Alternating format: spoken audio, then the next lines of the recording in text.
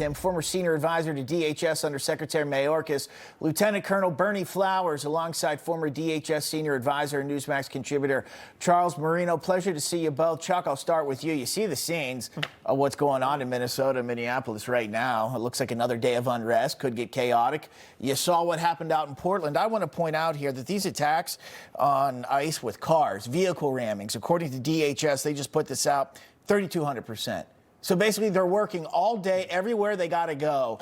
Around the corner, maybe here comes somebody to ram them. That's the kind of situation they've now been put in.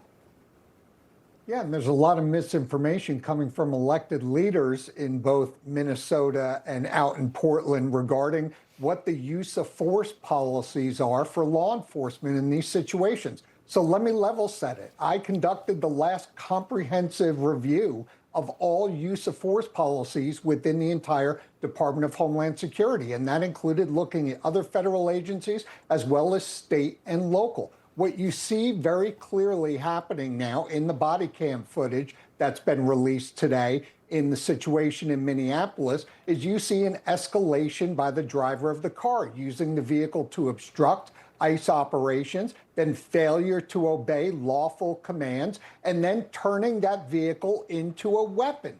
Now, during that situation, the vehicle is the weapon, and the driver of that vehicle who decides to turn it into a weapon is the threat. Deadly force is justified in that situation. And just so you all know and the viewers know, this is not a use of force policy specific to ICE and CBP only. If another federal agent, federal officer, or state or local officer had been in that same situation, they would have also been justified to use deadly force. Those are the facts.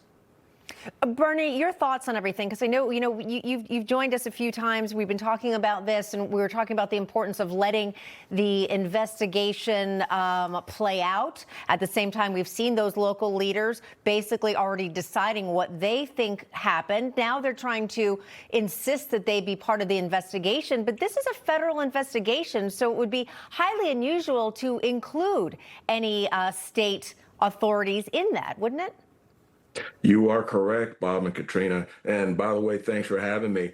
The issue of the day is that Jacob Frey, the mayor, is trying to use this situation to deflect blame from himself as he tries to deflect, the investigation on the fraud that's happening in Minnesota. This is a perfect opportunity for him to push the blame off on someone else. But yeah, the federal authorities have investigative capabilities.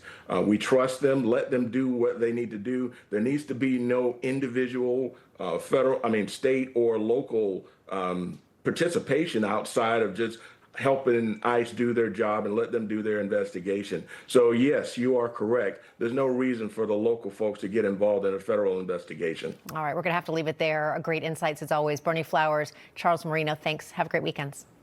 Thanks for having us.